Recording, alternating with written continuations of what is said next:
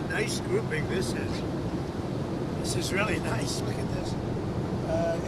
It's going to be very rough in about 10 minutes, so we'll have to go a little bit quickly. They just said very, very rough. Sir, on Iran, have they crossed your red line yet to trigger a response? No, they're starting to, it looks like, and there seem to be some people killed that aren't supposed to be killed. These are violent, if you call them leaders, I don't know if they're leaders or just they rule through violence. But we're looking at it very seriously. The military is looking at it. Good morning, everybody. Come in. Welcome. Very strong options. We'll make a determination. We got a lot to get to today, so fasten your seatbelts. Welcome, everybody. Options have you been briefed on? Are you meeting with senior officials? I'm going to tell you the. Are you meeting with Am I going to really? Are you asking me to say what will they do? Where will we attack? When? And at what angle will we attack from? Are you considering? Who are you with? I'm with the U.S. White House TV pool. I'm wondering, are you being briefed on options? I'm with CNN, sir. Why don't you just say I'm with CNN? She says I'm with the This is White what they House call pool. President Trump gaggles with the press on Air Force One. Say what? You're with CNN. You're with fake news. Because CNN is fake news. Go ahead, give me a question. May I ask how you're balancing and how you're deciding your response, the balance between helping protesters versus hindering them? Because I imagine that's a delicate balance to strike. We're going all Some over of the the world today, baby. protesters were killed through the stampeding. I mean, there's so many of them, and some were shot. We get a full report. I'm getting an hourly report, and we're going to make a determination. Sir, the son of the disposed Shah and some military leaders are encouraging you to take action in Iran. Is that a serious option? And are you People have been shot, and we're looking at it. Yeah, please. Are you going to go to Venezuela, or is Secretary Rubio going to go to Venezuela We go anytime at soon? some point. Yeah, sure. Are you going to be We're doing well. Venezuela is really working out well. We're working along really well with the leadership, and we'll see how it all works out. Are you going to meeting with Dulcie to go? At some point I'll meet. Yeah, she's been very good. Look, she asked us, can we take 50 million barrels of oil? And I said, yes, we can. It's $4.2 billion. And it's on its way right now to the United States. When will you meet with Machado this week? Looking for something to grab here because it's going to get rough, and I don't seem to be in a very. I think you did this to me. You put me in a position where there's absolutely nothing to grab. Mr. President, So I'm looking for something to grab, and it's not going to be Caroline. Have any oil companies made commitments to you, sir? Have any oil companies made commitments Welcome, to everybody. the United Come in, States come after in. your Hit meeting that on like Friday, button. sir? Just getting it Have going. Exxon, No, I don't want to say. No, I didn't like Exxon's response. We have so many that want it. I'd probably be inclined to keep Exxon out. I didn't like their response.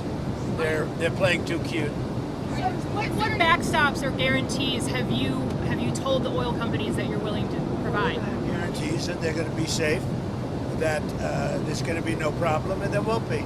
There's not going to be a problem. They had problems A in bumpy the past ride on because Air they Force didn't have One. Trump as a president. They had stupid people. You're hoping that Cuba makes a deal. What kind of deal are you looking for from Cuba? What kind of deal are you looking for from Cuba? You're going to find out pretty soon. We're talking to Cuba, and you'll find out pretty soon. And one of the things I want taken care of, and one of the groups I want taken care of, are the people that came from Cuba that were forced out or left under duress, and they're great citizens of the United States right now. You have a lot of people forced out of Cuba unfairly, so we're going to take care of, most importantly right now, we're going to take care of the people that came from Cuba that are American citizens or in our country. Do you plan to seize any oil tankers that are headed to Cuba? Well, we have a lot of oil people really interested. You saw that the other day, and that was just a small group because the room in the White House, we need the ballroom actually.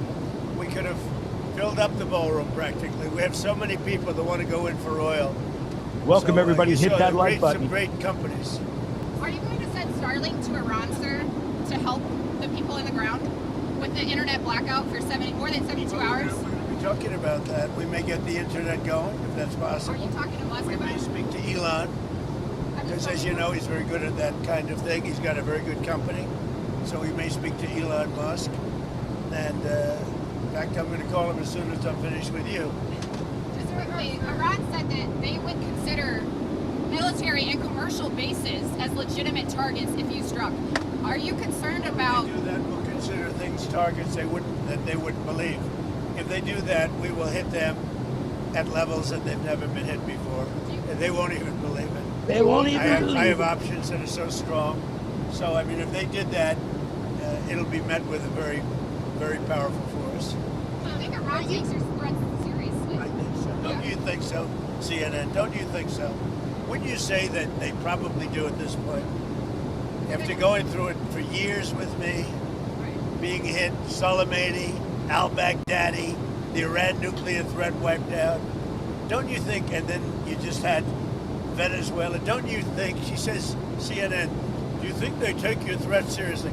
Wouldn't you say they do after all of the things we've done? What a stupid question. Go ahead. Are you coordinating with allies on the response to Iran? Mr. President, when will you meet with Maria Corina Machado this week?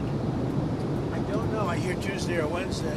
I look forward to that. Have you named your board of peace for Gaza yet? Where do those plans We have a stand? board of peace that's being formed, but essentially it's the most important leaders of the most important nations.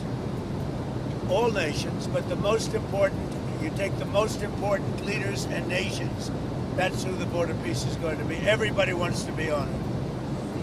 One group taking your threat seriously is one area taking your threat. The New York Post. New York Post treats me semi-fairly. So go ahead. One group taking your threats very seriously is Greenland. Are you still thinking of military action there, or is anything they can? Where? Military. Greenland. Greenland. Is there anything they can offer you for a deal? If we don't take Greenland, Russia or China will. And I'm not letting that happen.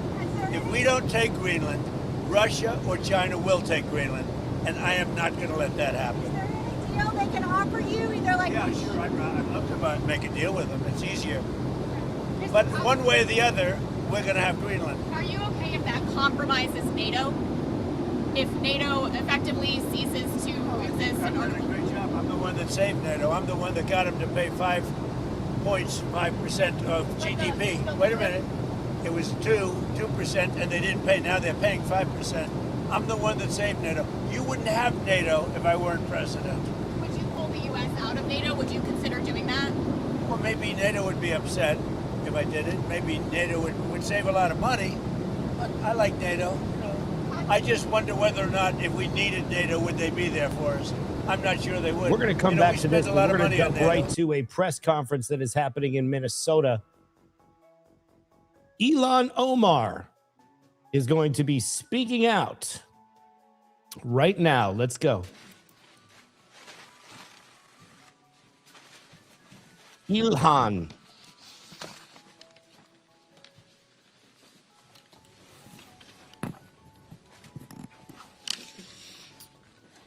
Thank you all for being here. As the Deputy Chair of the Progressive Caucus, I am grateful to have our members united to ensure the Department of Homeland Security faces accountability. Last week, the nation watched an ICE agent shoot a Minnesota resident in broad daylight. Not once, not twice, but 3 times. I am beyond heartbroken and outraged that the Trump administration's actions led to Renee Nicole Good's murder. Her final words before being shot were calm and non-threatening. She said, "That's fine, dude. I'm not mad at you." Those Welcome, are the everybody. words Welcome. of someone attempting to Come in, come in. de-escalate, not someone posing a lethal threat. After the shots were fired, the agent is heard saying, "Fucking bitch." This did not happen in isolation. This was not an accident, and it was certainly not inevitable. This killing is the direct consequence of deliberate choices made by Donald Trump and his administration. Over the last few months, the president has repeatedly inflamed tensions, espoused hateful rhetoric, and intensified attacks on Minnesotans, especially the Somali community. ICE's increasingly violent actions have terrorized our state and culminated in this needless loss of life. This is what happens when you give people with guns impunity. Dangerous things take place. To be clear, demanding accountability is not radical. Calling for systematic reforms are not extreme. This is the bare minimum required to restore safety and justice back to our communities. The American people deserve answers and accountability. They deserve to live without fear of federal agents acting as judge, jury, and executioner in our streets. And so today, I am glad to announce that the Congressional Progressive Caucus has adopted an official position to hold ICE accountable. Our caucus members will oppose all funding for immigration enforcement. Put one in the chat if you think Ilhan Omar is going to jail. Put a one in the chat if you think Ilhan Omar is going to jail. In any appropriation bills until meaningful reforms are enacted to end militarized if you policing. think she is the greatest thing since sliced bread practices. We cannot and we should not continue to fund agencies that operate with impunity, that escalate violence, and that undermine the very freedoms this country claims to uphold. ICE has no place in terrorizing Minneapolis or any American community. Together, we will stand united to ensure we put a check on the pattern of violence and lawlessness from this administration. Next, I want to introduce our whip, Congressman Chuy Garcia. Chuy? Did they say Chewy? Thank you. As the whip of the Progressive Caucus, oh boy, I am pleased to announce that our caucus has voted to oppose any appropriation to ICE and Customs and Border Patrol unless specific reforms are met. We believe in dignity, in justice, and accountability. ICE has acted lawlessly and recklessly for decades. It's only now that we have videos and the evidence. This isn't a new development, but now the problem has been supercharged. Led by Republicans, Congress has signed off on tens of billions of dollars for the agency. And just last year, Republicans gave DHS $170 billion for border and interior enforcement in the big ugly bill, including $75 billion to ICE. Since then, ICE and other DHS agencies have doubled down on brutal, targeted enforcement programs. Welcome, They've everybody. tear gassed children. They've ripped families apart. They've disappeared and detained lawful permanent residents and U.S. citizens. They killed Silverio Villegas Gonzalez and shot Marimar Martinez 5 times in Chicago, in my district, within just a few days. And they killed Renee Nicole Good last week in Minneapolis. This is what happens when we give a bottomless pit of money to the Trump administration, which prefers death and destruction to the health, safety, and well-being of our communities. I represent a community that's been one of the epicenters of terror, as Minneapolis is today, and brutally unleashed by ICE and CBP. A community that could use those $75 billion for health care, for housing and education. With $75 billion, we could make a meaningful difference in the lives of millions who are struggling with insurmountable costs of living. Do you think that's where the money's going? Programs to provide housing to families, child care for 6 million children nationwide, 2 years worth of Pell Grants for low-income students. So today, I'm proud to stand in strong support of the position that our caucus has elected to adopt, rejecting unaccountable funding to ICE and CBP. And I also encourage all members, Republican and Democrat, to join us in voting no against the weaponization and the militarization of the government against our communities. Vote no on government cover-ups and lies. No to giving more money to Kristi Noem and other DHS officials who spit in the face of congressional authority and public accountability. No to using taxpayers to fund terror, trauma, and debt in our communities. Oy. No más. No más. Insto a todos los miembros republicanos y demócratas a que se unan All a members, nuestra Republican bancada and Democrat, para votar no en contra del uso de las Fuerzas Armadas y la militarización del gobierno contra nuestras comunidades. Vote no contra los encubrimientos y las mentiras del gobierno, no a darle más dinero a Kristi Noem y a los otros funcionarios del Departamento de Seguridad Nacional que desprecian la autoridad del Congreso y la rendición de cuentas ante el público. No al usar de dinero de las contribuyentes para financiar el terror, el trauma y la muerte en nuestras comunidades. Ya basta. Next, I would like to introduce the ranking member of the Subcommittee on Immigration of the Judiciary Committee, Pramila Jayapal. Thank you so much, Representative Garcia, and thank you so much, Chair Omar, for your incredible leadership and courage in this moment, and to all of the members of the Progressive Caucus for taking a very strong, bold, and necessary position on appropriations.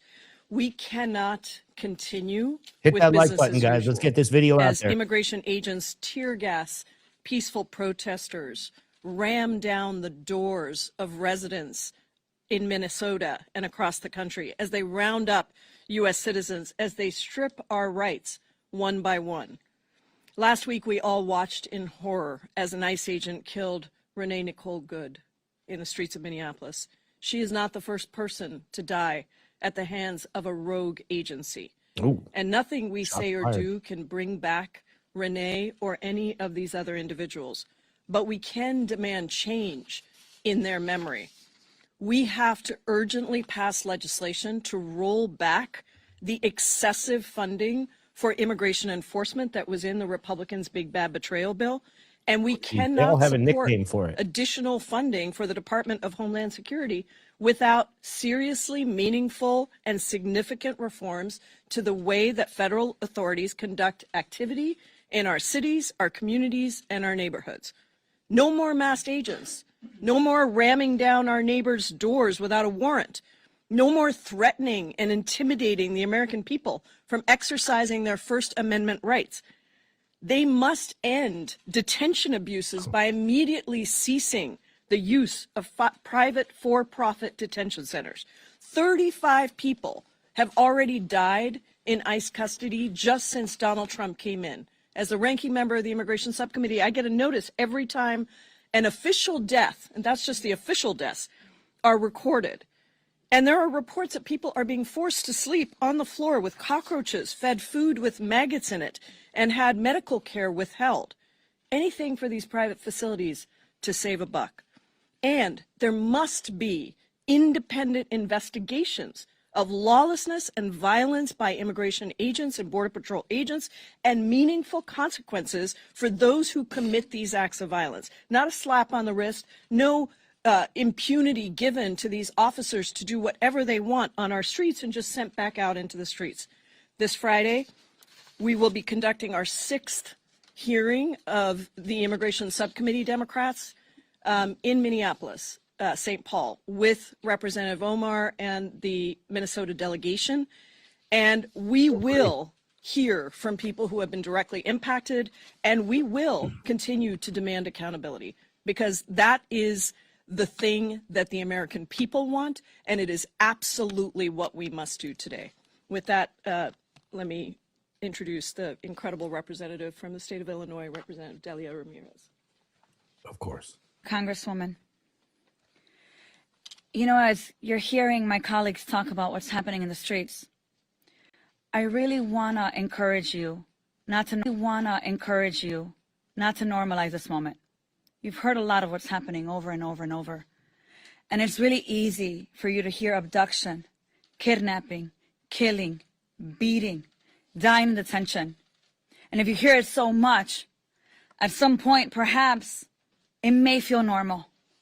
None of this is normal. It's unconscionable. For the last year, Chicagoans and our neighbors across the country have been dragged, disappeared, beaten, abused, kidnapped. But I want to be clear. There we go. What is happening today in our communities, whether it's Minneapolis, Chicago, Oregon, North Carolina, LA, New York, New Orleans, and the list goes on, it's not an accident, nor is it new. You may be surprised by what I'm about to say, but DHS immigration agents, they're not rogue. Why? Because from its establishment, DHS and ICE has been empowered through a lack of oversight and too much latitude to violate our rights under the pretense of security and safety. Who is feeling secure and safe right now under the Department of Homeland Security? On January 7th in Minneapolis, Americans saw the danger of infusing unlimited resources into DHS's abuses of power. ICE shot U.S. citizen Renee Nicole Good in the face. But many of us have been talking about what's happening for a very long time. And we knew that unfortunately, at some moment, we would be here today, heartbroken and devastated, watching the number of people dying under DHS. So now we've plainly seen what they do with unlimited resources and unchecked power. Funding ICE only fuels our own destruction. We're going to get to we cannot assure security by sacrificing our humanity or dignity or liberty. Several arrests. We're going to get to those in a little bit. So what can we do? You've heard from my colleagues already. We got it all How do right we here protect for our you. Constitution? We have to use Congress, appropriations power to hold DHS accountable. Yes, and that means we must oppose new investments and demand policy change and reforms. It means we're not voting on a DHS package without any reforms, significant reforms. Oh, yeah. Elon's But I want to go further. We have to also impeach Kristi Noem. I want to go further than that. What? We need to prosecute the criminals in masks. We need to cut and claw back ICE's funding as natural consequences for DHS's disregard for the rule of law and violations of our rights. We have to use every single tool, including the power of the purse, to end the campaign of that cowboy hat, bro. Because we brought ICE into this world. And we have a responsibility to decide what we do with it after. Let me just say a few added words in Spanish. Lo más importante que tiene que escuchar nuestra gente es que el caucus congresional progresista, aquí con nosotros, ha decidido tomar una posición muy formal. Como no pueden imaginarse, el Departamento de Seguridad Nacional quiere más dinero para secuestrar a nuestra gente, para matar a nuestra gente en las calles, para meterlos en cárceles, mandarlos a El Salvador y a otras partes del mundo. El Congreso aquí, el caucus progresista congresional, ha decidido que no votaremos por ninguna legislación que tenga más dinero para ICE, para el Departamento de Seguridad Nacional, que incluye también CBP, si no vemos reformas con contabilidad que sea en verdad concreto. Es muy importante que en este momento usemos todo lo que tenemos en nuestro poder para hacerlos a ellos contable. Y con este grupo aquí lo haremos. Muchas gracias. Con eso es mi gusto introducir. It is my pleasure to introduce to you. I'm Spanglishing it right now. Hit the like button for me, guys. Hit that like button. And if you're on a device, double tap, double boop, boop, boop, boop. Hit that like. Our champion for immigrant rights in Florida, Maxwell Frost. Thank you so much, Delia. Good afternoon.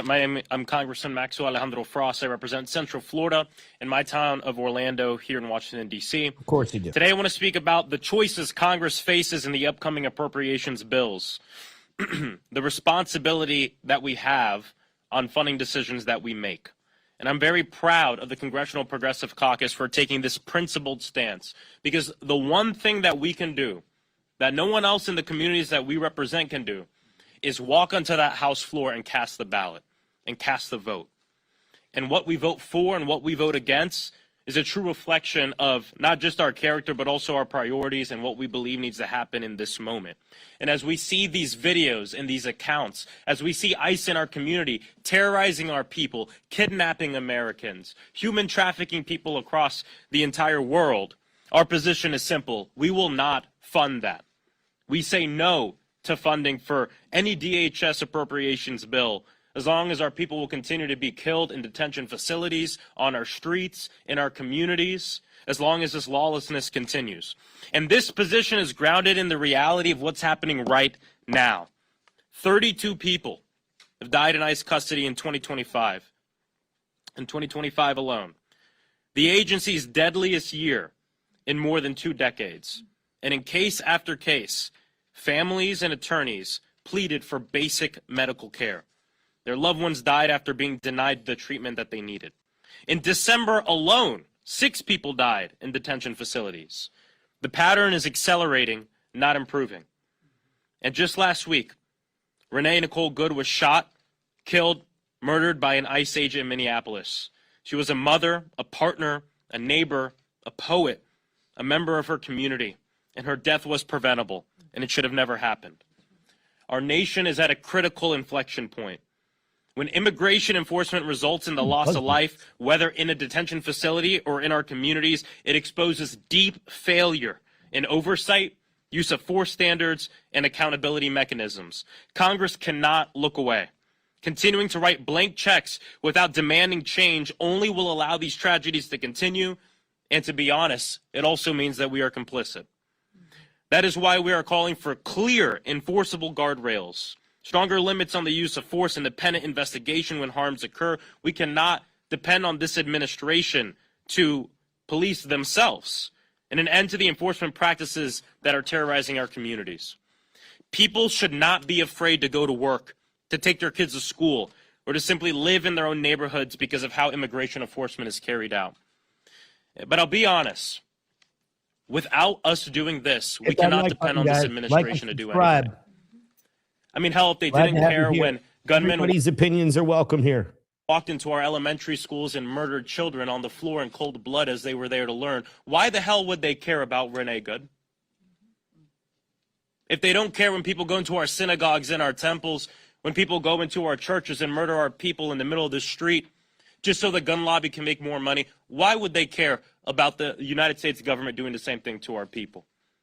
That is why Congress must assert itself and step up.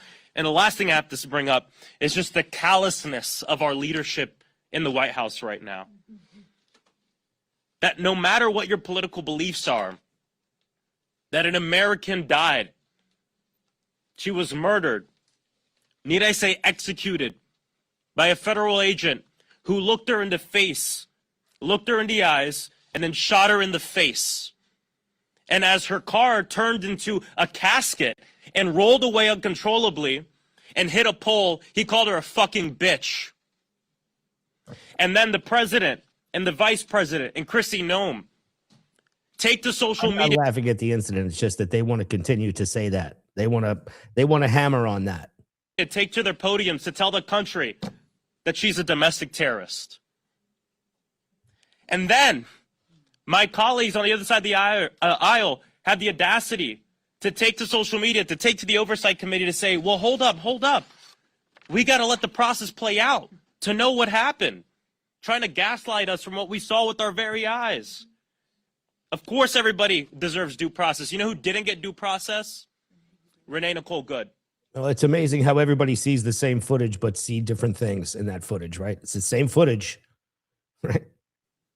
She didn't get a shred of due process before she was murdered and executed by an ICE officer who obviously wanted to do her harm because he was mad, because he was angry, and he had a gun.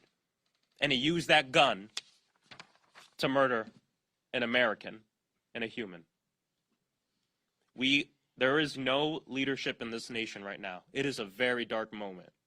And I'm not going to hold my breath waiting for this administration to do the right thing. And so I'm proud of the Congressional Progressive Caucus for taking a very principled stand to say that we are not going to be complicit in the killing of our people, in the terrorizing of our communities, and we're going to do something about it. Without further ado, let me bring up my colleague, Representative Maxine Dexter. And thank you for the $2 super chat. We put all super chats in the window. They wanted to be Thelma and Louise Drive, baby.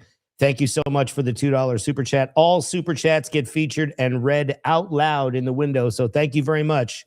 On this critical issue at a pivotal moment in our nation's history, I'm proud to stand here with my Congressional Progressive Caucus. I am Maxine Dexter. I am a mother, a physician, and very proud U.S. Representative for Oregon's 3rd Congressional District. Details are still emerging, but one thing is absolutely clear. When any law enforcement officer fires a weapon in any community, the public must have answers to questions. How are you feeling, Mopes? You feeling better? They must have accountability and transparency. Transparency cannot be optional. Accountability cannot be optional. And due process is not just not optional, it is foundational to the priorities of our nation, to the principles of our country. There was a time when the American people could trust the federal government. We could believe that they were upholding principles and our laws, and that they would share information based on facts, not spin or propaganda. That time has passed, folks. That's why I'm grateful to Oregon's Attorney General, who has launched an independent investigation to gather facts without political interference. This independent investigation is so critical because, as you have heard, there's a disturbing pattern across this country, from Portland to Minneapolis to Chicago, where masked federal agents act without fear of being accountable to the law. This impunity, this type of conduct, has led to U.S. citizens being detained and assaulted. It's led to wrongful deportations. And last week in Minneapolis, it led to the murder of a mother and a poet, Renee Nicole Good. Hit those likes, guys. Let's get this live stream out. We're here to say this is not normal. We are taking a stand against it, and we will stand against anyone who will not abide by the laws and the principles of our nation. The Congressional Progressive Caucus will oppose any appropriations bill that funds immigration enforcement without meaningful and actionable reforms that ensure transparency and accountability to the law. No blank checks, no business as usual. It is horrific that I must say this in the year 2026, but I will every single day until it is reality. Our communities deserve a federal government that is accountable to the law, that is committed to keeping them safe, that won't murder them in cold blood. Nothing else will do. Thank you. I yield back now to our Deputy Chief or Director. Oh, sorry. Something or other. I'd like to open it up for questions, and Ryan from NBC was first person to ask to. So please. Yeah, Kyle for NBC. Wanted to ask, have you had a chance to talk to Leader Jeffries yet about this position from the Progressive Caucus? And also, do you have confidence you'll be able to keep the full Democratic caucus united against DHS funding? We have had the opportunity to dialogue with him and with Democratic leadership. Democratic leadership understands what is going on. They are very concerned, and they also share our sentiment that we need to do something to bring reform, to bring change, to stop the lawlessness, the cruelty, and the abuse of power that's taking place within ICE and CBP and DHS. Yes, sir. I'm curious, many of you talked about needing significant reforms in order to support a DHS funding bill. I'm curious if you can add some specificity behind what, are there any specific provisions that are red lines that if you all don't see them, I'm just looking to get some clarity on what you all mean by I'd like to start with ranking member of our Judiciary Committee. Oh, the handoff. Thank you. The Immigration Subcommittee, Democrats, we have been putting together a list of what constitutes meaningful reforms. Some of them you may have heard of, some of them you may not have, but obviously things like not wearing masks, requiring a warrant for an arrest, the private detention facilities, the issues that we've been seeing with the federal government not sharing information with state law enforcement officials around independent investigations for accountability. So there are a number of things that we have identified that have that are really all critically important because the abuses are so widespread and occur in so many different places. We have to address all of them. And I think I think it is important for us to understand that one small fix to some meaningless provision is not constitute serious accountability. And I will say that the Judiciary Committee and Representative Garcia, critical member of that committee, we have turned, this is our second hearing, I'm going to go back right now, in Judiciary that has become a hearing on Minnesota, because every bill that they try to bring forward has nothing to do with the real issues that we are dealing with, but we have forced the Republicans on the committee, because every Democratic member has stood up and said, how can you watch this? We have played the videos. We've done frame by frame analysis. We are not going to rest until we have that real accountability, and we will not vote for these appropriations bills that do not include that kind of significant reform and accountability. Let's go to this side. Yes, sir. How many Democrats do you anticipate will support your all's proposal to not support any ICE funding? I don't have a precise number on that, but we feel very strongly as a caucus. The vote was overwhelming, nearly unanimous, I believe.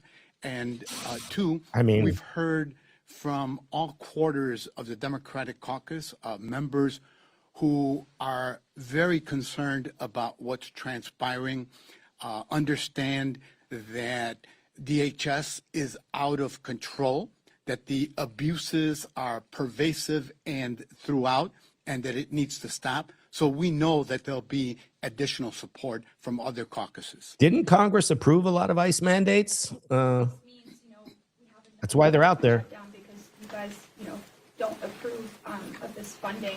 What is your message to Democrats and to lawmakers? Well, we're not ready to talk about a government shutdown. We're talking about an issue that's captivating the nation and the need for reform of an agency that's received so much money that they don't know what to do with it. And the more that they have, the more that they'll spend, the more the abuses that will occur on American citizens and other individuals. Yes. If you propose defunding ICE, then how would you deal specifically with illegal immigrants who do have criminal backgrounds in the U.S.? Look, the law is clear on the removal of such immigrants who may have criminal records. We're not opposed to that. What we're opposed to is the trampling of constitutional rights, the racial profiling, the use of masks, the use of the deadly use of force, the disrespect that agents show in our communities has never been inflicted on any community in recent history. And that's what really is at the heart of all of this. Guys, hit that like button. You can't be treated like dirt and not protest and not be outraged about what's happened. Yes. Thank you. Similar to that question, Double tap that screen. Or authority even for ICE is reduced, who ultimately fills that enforcement gap, and how do you reassure the American people that these changes won't end up shielding the criminals? Tommy, 2 slices. I like that one. Look, I want to be very clear that what's happening right now is the Trump administration is taking away law enforcement that should be focusing on real national security threats, on real criminals, and deploying them to immigration and harassment, kidnapping, detention, killing of U.S. citizens, residents, undocumented immigrants who have never committed any crime in this country. That is what's happening. 25% of FBI agents have been deployed to this. Homeland Security Investigations, which is HSI, part of ICE, used to focus on real criminal investigations. And even those of us who didn't like what ICE was doing used to support many of those investigations that HSI used to carry out. Those were important investigations. HSI is now working on this. And you may have seen the news that the prosecutors who at the Department of Justice who are responsible for the... So it's okay for the people to lie on their applications or cheat the system and try and stay in this country when there's a very long list of people trying to get in legitimately. Okay.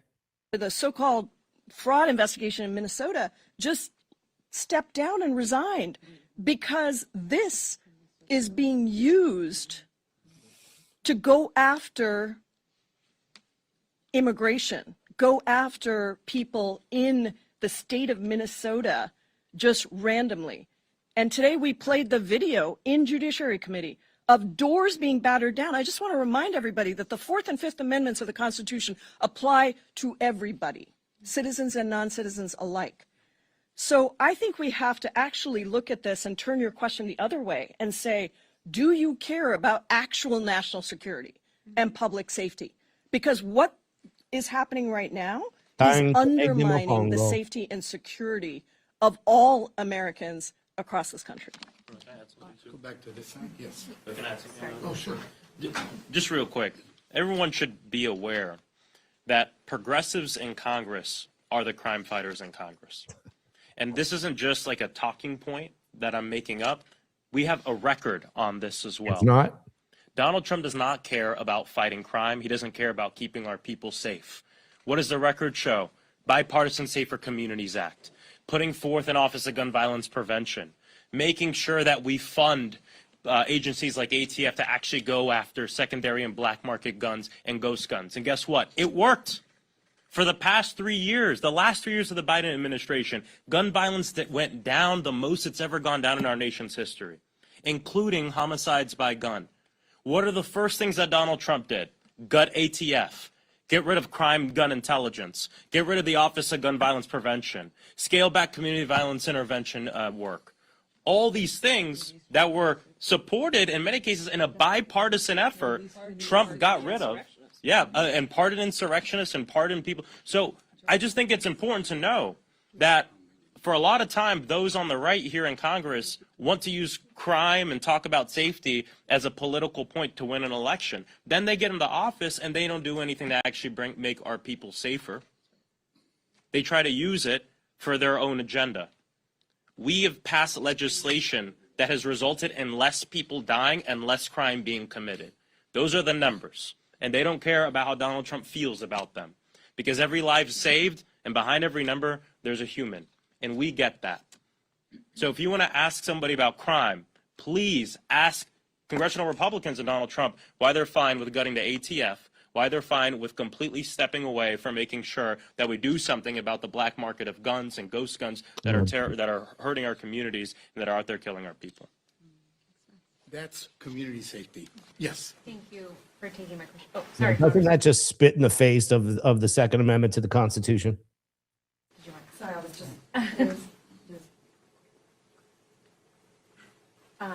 just on, I understand your position related to DHS appropriations bill is focused heavily on immigration enforcement and what happened in Minnesota. But obviously part of the DHS appropriations bill, it also funds the TSA, it also funds FEMA. And so when you guys make this position about not voting for a DHS appropriations bill that doesn't have reforms to ICE and those immigration services, how do those people like TSA agents and people who need FEMA funding factor into that? Given, TSA agents just work for over 40 days without getting paid during the government shutdown. 5-minute timeout. What's your message to those people if you're not going to vote for a DHS appropriations bill? The greatest abuses and trampling of Americans' rights are occurring in the places that are in the news right now. No caucus is as pro-labor and pro-worker as is the Progressive Caucus. We have many, many champions in our ranks. We appreciate all of that. We think that the American public, especially new polling that was released, is in a new place about these abuses. They want it stopped. They don't want the types of tragedies that we've seen all over, and they're sickened by the trampling of people's constitution. Here, we're going to bump a little forward. A question that I have, if you are, how are you coordinating with state and local officials in Minnesota to Everybody hit that like button. Communities in Minneapolis and Hit that thumbs up, subscribe, set your notifications. I mean, we have our staff that is in the district doing the constant work of making sure our congressional delegation, obviously the Democratic congressional delegation from Minnesota, and our local communities are getting information that is necessary, but also taking that information and seeing ways in which we could be supportive. Thanks. I understand we have Michael from the New York Times here. Yes. I wanted to ask, so you guys are talking about attaching meaningful reform to an appropriations bill, but as I'm sure you know, Secretary Noem, in a court filing on Saturday, suggested the sheer amount of money that was given to DHS during that reconciliation bill exempts them from an existing oversight requirement appropriations. So how do you contend with that as you're pushing for meaningful reform on a spending bill that she's already suggesting she has enough money to work around? You want to do it? Okay, first of all, it's a BS argument, and hopefully the court is going to say that. Clearly, we have to spell things out even more than we have. But first of all, you can't make an argument that in that particular case of that detention, that federal facility, that is a federal building, as I understand it, Representative Omar, and you can't suddenly say that that was only funded by the one big bad betrayal bill. So it's not, we don't think we're in court around that. We don't think it's going to hold up. But what I would say is, why are Republicans refusing to have accountability for agents who go rogue? Why are they refusing to have an independent investigation into this? Why were they immediately out trying to classify what happened and lie about what happened and gaslight the American people who saw it with their own eyes? Ilhan Omar, to me, I don't know. It looks like she is signaling people like a third base coach. Because they don't want, and Kristi Noem herself, by the way, on CNN said you can't trust the government. And Dana Bash said, you are the government. She said, I know, that's what I'm saying. So I don't think we can trust what they're saying right now, and it's an unfortunate thing, but I think we have to be aware that when we write the appropriations language, we're going to have to spell out even more clearly than we have what this applies to, and they can't try to draw this distinction between what was in the big bad betrayal bill and what's in appropriations. I don't think the court will see what the court does. I also want to reiterate that two of the three shooting victims that have been in the news, it looks the like first one last summer at the end of June, Silverio Villegas had just dropped his kids off from school. Same thing in Minneapolis. And the third one, the woman, my neighboring community, who was shot 5 times, Marimar. They also called her a domestic terrorist. The case fell apart. It was dismissed. They dropped the charges. They've used these labels on every single one of those instances. And that's reprehensible, unconscionable. Yes, sir. Is just related to the DHS funding bill, but if there aren't any reforms to ICE or changes to ICE policy, should Democrats oppose the other funding bills to try to force Republicans to the negotiating table? Let's get this video to 200 likes, guys. Double tap that screen. Hit we have our position on this bill. We want to deal with that. We're ready to engage, and we're ready to negotiate. We'll take them one at a time. Yes. Nick? Oh, Nick. Several of you have referred to the shooting of Renee Good as murder. There hasn't been. That's it. You know, a complete investigation. Are you perhaps prejudging, the possibility of getting a fair trial for the shooter or his rights to due process by calling it murder before anybody's been charged? Could I ask you a follow-up question? Would you ask that of the president and Kristi Noem? No, they asked you a question. Why are you answering a question with a question? This always happens. Immediately, they called the victim a domestic terrorist, and then they're going to be the ones that are going to conduct the investigation and ICE out Minnesota from doing a biased question to return the question that you don't want to answer. We get it, politicians. We get it. The reality is, as you see more and more footage, it is clear for us there was an intent to kill. I just did an interview with BBC with a former ICE director under Donald Trump, and we talked about the number of shots. And he said, it doesn't matter the number of shots. He was trying to justify it. Yeah, the number of shots matter. There was an intent to kill. And then he went further and called her a fucking bitch. So I think we can go back and forth on that. What we are saying is we want to see an independent investigation. The public is demanding it. And for the sake of our own credibility as government officials, whether you're Republican or Democrat, that investigation has to happen because that investigation has been denied for Silverio Villegas, Gonzalez, and others. And the time right now is now, and we have an appropriations process to hold them driving into an intersection when you're trying to cross the street. Come on. accountable with. And I will just say that the very first person that made a determination about this case was Kristi Noem. That's right. And then Donald Trump. That's right. So I introduced an amendment today on a judiciary bill to call for an independent investigation into this, because this is what our Republican colleagues kept saying last week during a hearing. We need an independent investigation. While at the same time, they were backing up the fact that the very institution that should be calling for an independent investigation from the beginning. Imagine how different this would have been if Kristi Noem and Donald Trump had immediately said, this is horrific, a U.S. citizen was killed, we've seen the video, it is extremely disturbing to us, we are immediately launching, in conjunction with state and law enforcement officials, an independent investigation into what happened. This whole thing would have, so I would just, I agree with Representative Ramirez, ask the White House this question, because they are the ones that started this from the very beginning. We went back and forth in judiciary last week with our Republican colleagues who wanted to analyze it. Great, let's have an independent investigation. They don't want it. They all voted against it today. Okay. Last question. Mr. Wu? Yeah, I wanted to ask, in recent days, some Democrats, Mr. Espaillat among them, have been talking about the need to terminate ICE altogether and rebuild it somehow again. Is that a sentiment that you agree with, going beyond mere conditions for ICE? Nick, let me start, and members can feel free to chime in.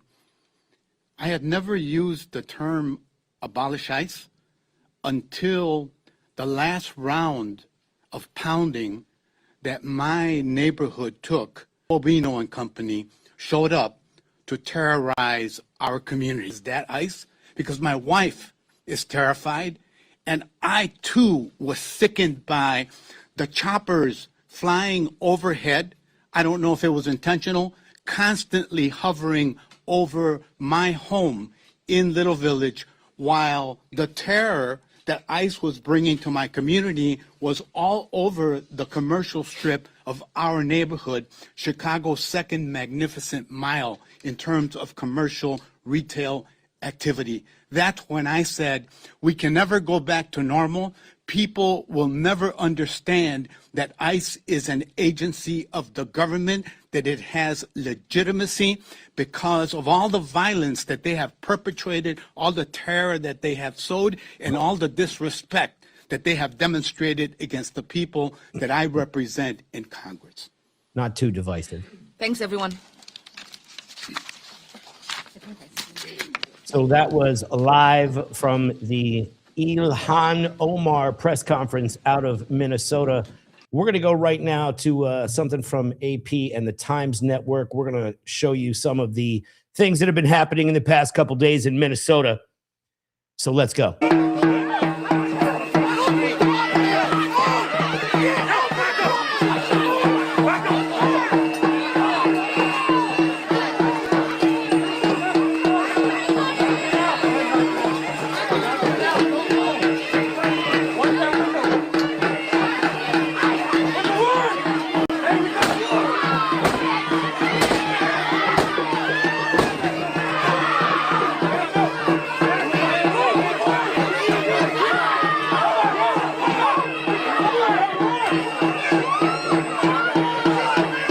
They have a warrant and they're slamming the door back in their face. That's a good idea. It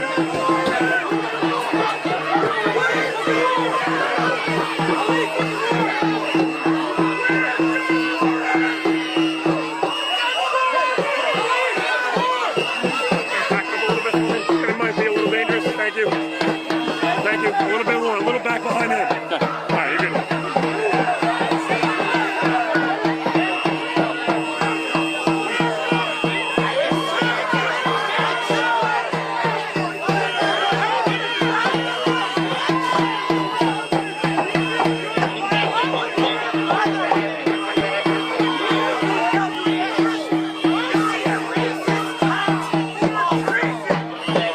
Hit that like button for me, guys. I put together some amazing coverage for you today, so hit that like button.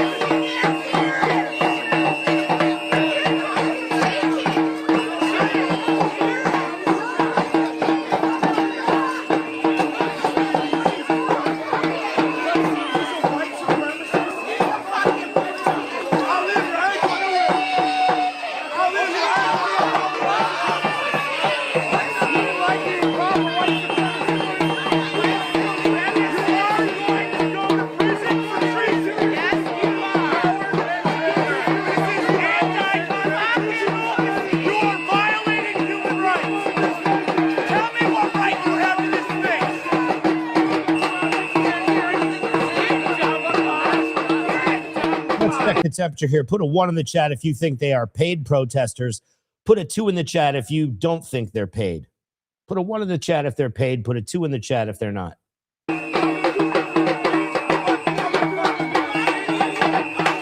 That like button, guys.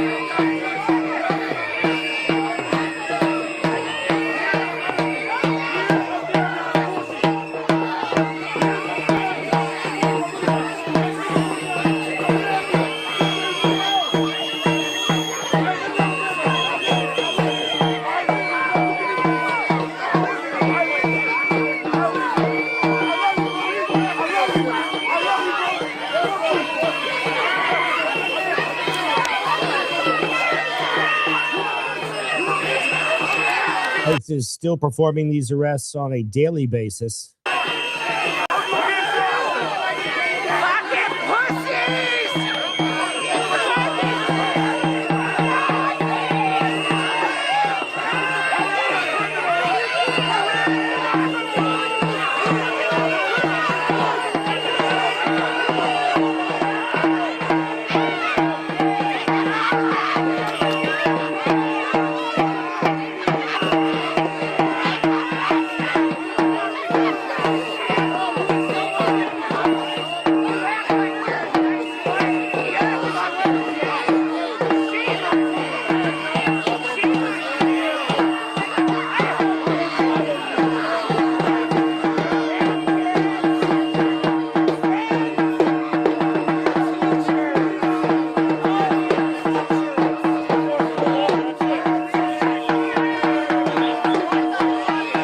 That drum is just, it's killing me. Let's go to some more footage. This is from Freedom News TV, who always does a great job out there. Big shout out to Freedom News TV. And we're seeing who this mystery man is. Get out! Get out! Get out! Go! Get the fuck out! Drive away! Shut the fuck up! Back it up! You back up! You back! And everybody's opinion is welcome here. Thank you.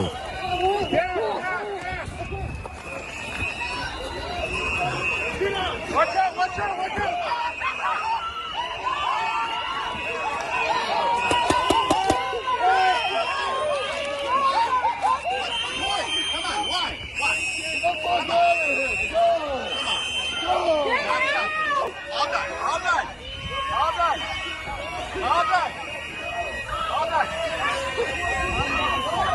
That's fine.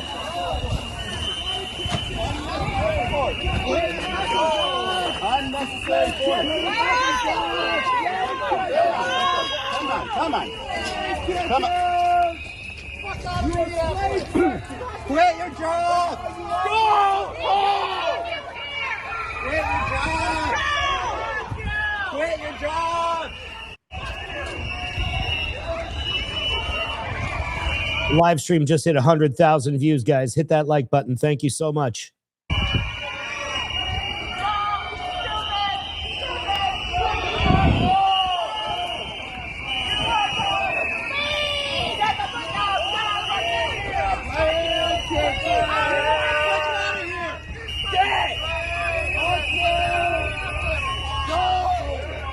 You think they care about you?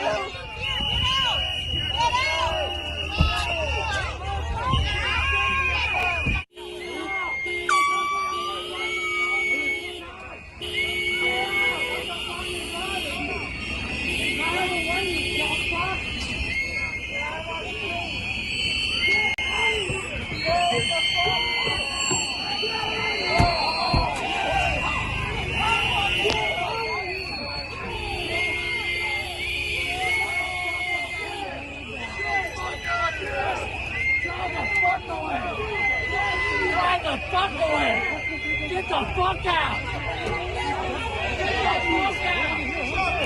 Hey, get the fuck out! Bye, bitches! Who's this guy? This is the best protester outfit, best fit. Bye, bitches! And that young man spin away too. Drive away! Drive away! Get in the car and drive away! Get on out of here, man!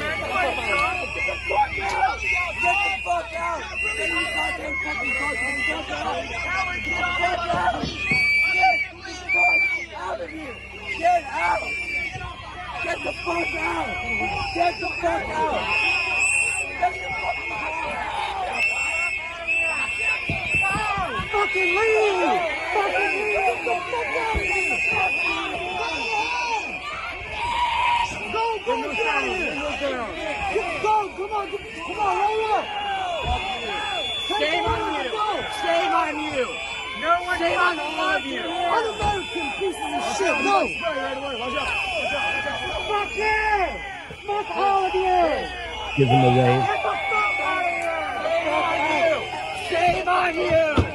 Hey, fuck you! Woo!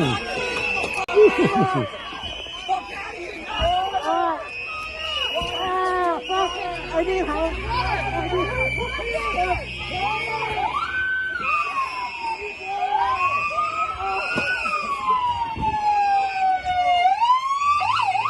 Oh, this is nuts. I mean, what? Crazy.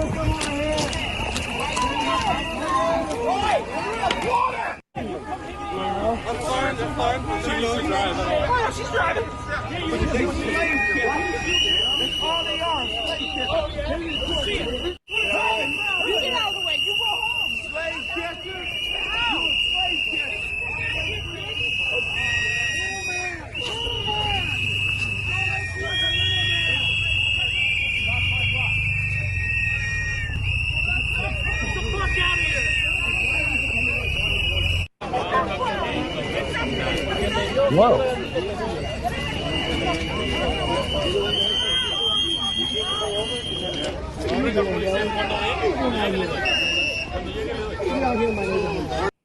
And then they're checking ICE, continuing these arrests throughout the day, throughout the night. They will continue to do their work. I don't really see it slowing down. So we're going to take you over to another clip here.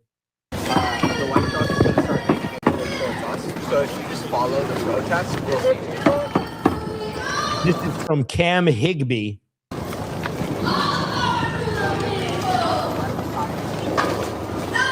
Big shout out to Cam. What's going on, Cam?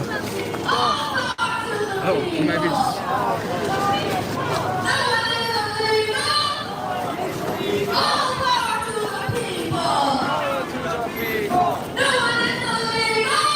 And I guess we're doing a march. Power to the people! Power to the people! No one is illegal! No one is illegal! Power to the people! Power to the people! No one is illegal!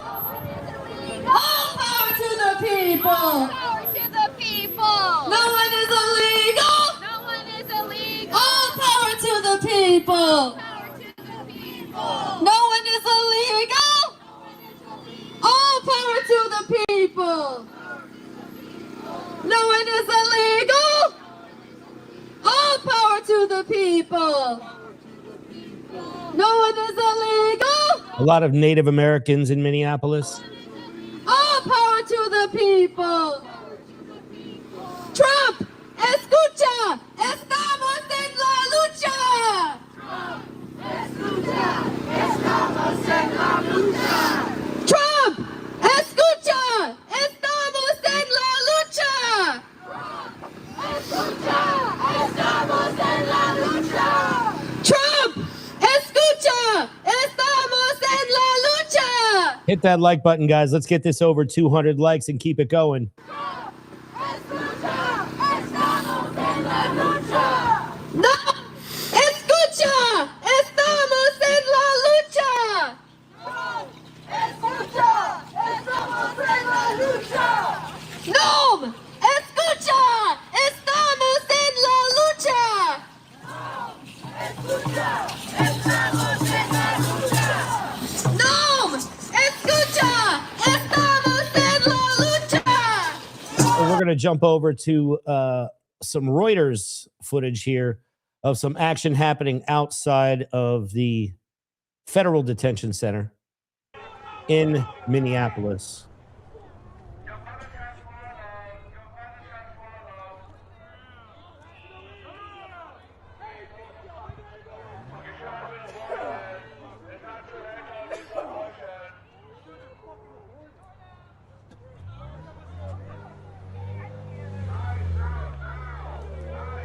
The Bishop Henry Whipple Federal Building.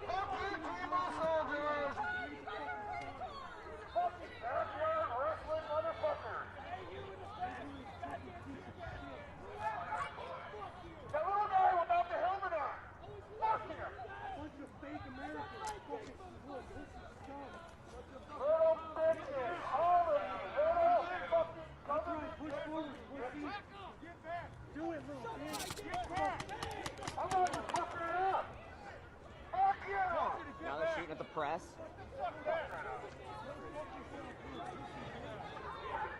This is from this morning.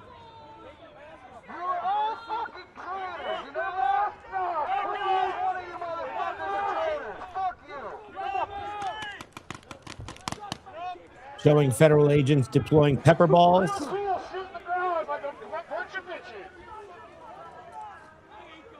That was my nickname in high school.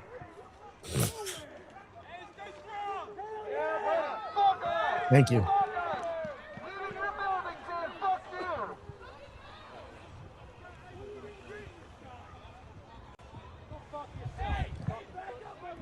Average Kino says it's so hard to protest on the sidewalk.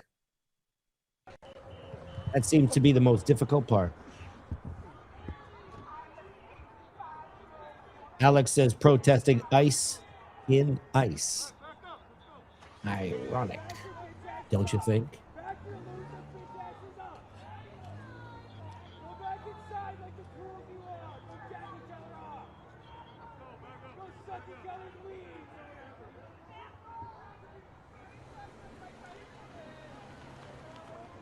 And you can see the federal agents pulling back, protecting the entry gate to the Whipple Federal Building.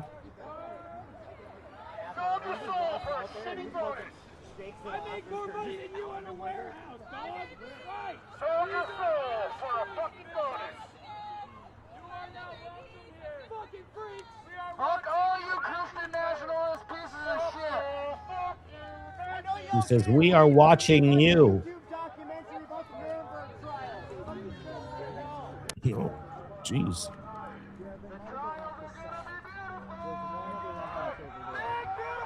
Let's see who's in the building here. 1 if you're pro-ICE, 2 if you're anti-ICE. Drop that in the chat. Drop a 1 in the chat if you're pro-ICE. Drop a 2 in the chat if you are anti-ICE.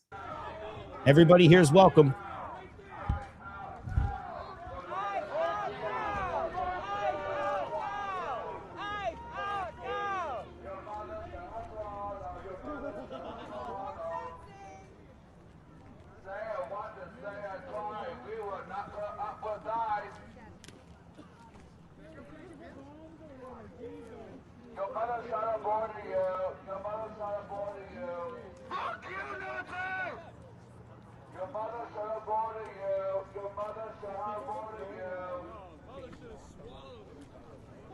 We're going to move it a little forward here.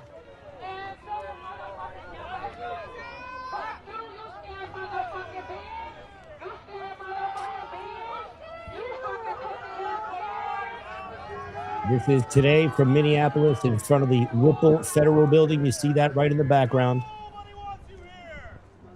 Barricades have been put up. You can see the new barricades just got put up outside the building in the last 24 hours.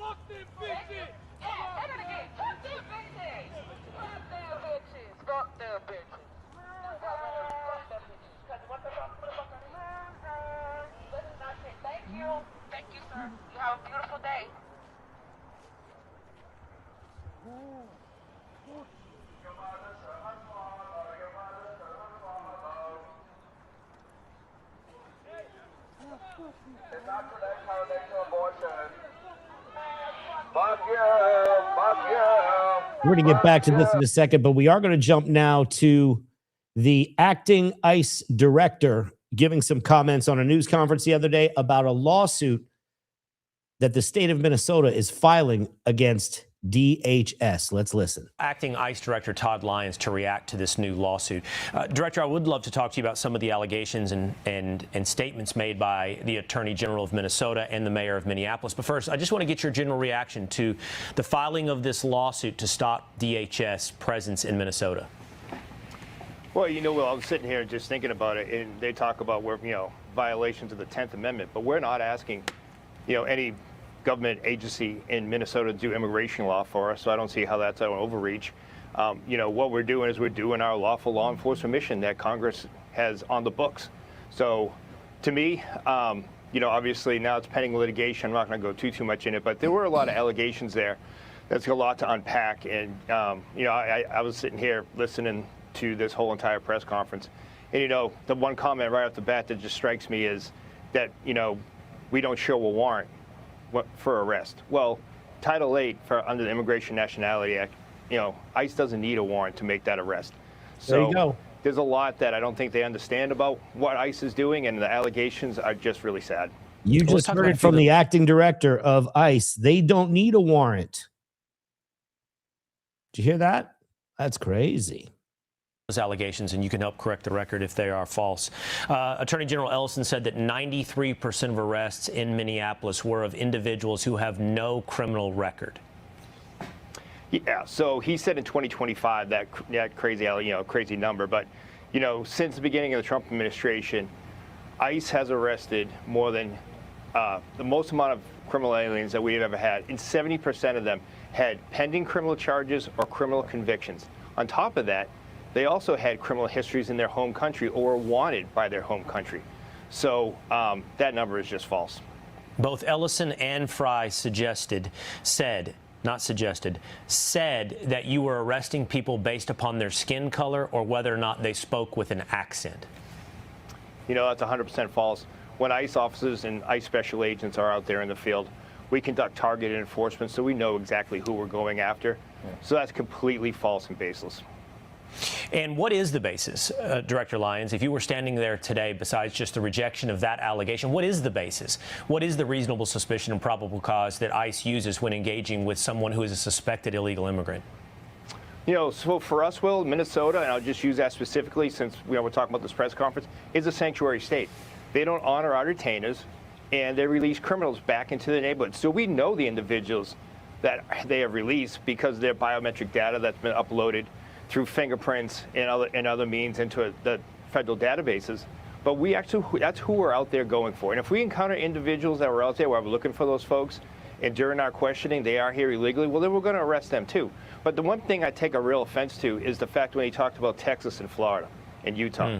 Those are states, not just because they're Republican, those are states that don't have any sanctuary jurisdictions that actually hold on to their criminal illegal aliens and do not release them back into the communities. And at the same time, if we have ICE agents or deportation officers that are being harassed and impeded, their state law enforcement and local law enforcement actually comes to the aid of ICE, not turn down our 911 calls, not show up to a protest. We only are increasing our numbers because ICE agents are getting attacked due to the lax policies that Minnesota has. So just to be clear, just as a point of clarification, Ellison and Fry said you do not place DHS agents, ICE or CBP, in Florida or in Texas, that instead you send them to places like Minnesota because they are blue, because they have Democrat mayors, Democrat governors. And Congressman Wesley Hunt was just with us, and he said, in fact, those DHS employees are in Texas and Florida in addition to Minnesota. But you're suggesting you're not seeing the same type of reaction in those states, so you don't hear about their presence and they cooperate with DHS. 100% will, and I'll just tell you that ICE and DHS is in all 50 states and territories and 56 nations around the world. So we've always been there. We've been doing immigration enforcement for decades, so those statements that they made were just so false. All right. Well, we'll see how this lawsuit progresses as Minnesota is stating that they will sue the federal government for DHS enforcement in the state of Minnesota. We appreciate you being here, Director Lyons. And now that press conference that they're talking about, that just happened recently. We're going to hear a little bit of that. We see Ellison, Attorney General, right now. Yeah. Let's listen in. You good? This is regarding the lawsuit that Minnesota and the Attorney General of Minnesota are filing for the federal government. You good? Let me welcome all the ladies and gentlemen of the press. Thank you all for being here today. My name is Keith Ellison. I'm the Attorney General for the state of Minnesota, and I'm so honored to be joined and in partnership with the city of Minneapolis under the leadership of my friend Jacob Fry, and the city of St. Paul under the leadership of Mayor Herr, who is also a dear friend of many years. We've come together, and we're here to announce a lawsuit we're filing against the United States Department of Homeland Security to end the unlawful, unprecedented surge of the federal law enforcement agents into Minnesota. Because this has to stop. It just has to stop. We allege that the obvious targeting of Minnesota for our diversity, for our democracy, and our differences of opinion with the federal government is a violation of the Constitution and of federal law.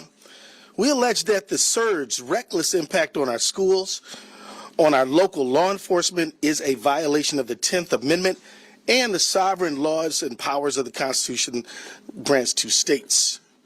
We allege that DHS's use of excessive and lethal force, their warrantless, racist arrests, their targeting of our courts,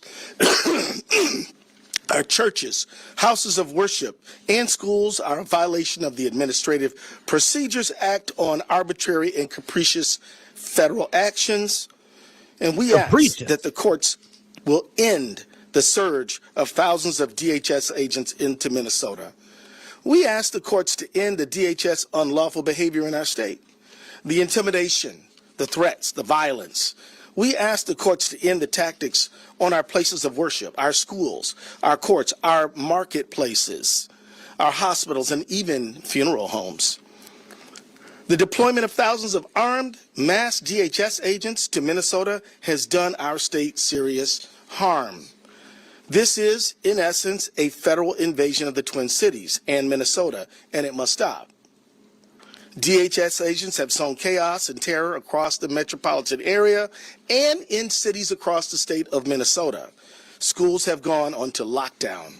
Entire districts have had to cancel school for tens of thousands of students to ensure safety and offer online education because of the students and the parents' fear of coming into the school. Local businesses are struggling. Revenues are down. And some retail stores, daycares, and restaurants have actually closed because people are afraid to go out and to do their shopping, whether they're immigrants or whether they are citizens of many generations. This surge has made us less safe. Thousands of poorly trained, aggressive, and armed agents of the state, of the federal government have rolled into our communities, overwhelmed our local police departments, and law enforcement agencies should be focused on our public safety, but instead, like and subscribe, many guys. are dealing Hit that like with the button. aftermath of DHS agents, chaos, and violence. I want to thank our law enforcement officers for doing a tremendous job under very difficult circumstances. Not the people, but the federal government. Minneapolis police have had to respond to more than 220. Thank you so much, Janapana Treasures, checking in. $10 super chat. Criminal illegals hide in schools, churches, and hospitals. Thank you so much. And thank you for checking in. Anybody who drops a super chat, we are going to put it on the screen. We're going to read it for you. 20 so ICE-related incidents, like witnesses seeking people being pulled into unmarked vehicles by men in mass, or ICE abandoning vehicles on the street with people detained inside.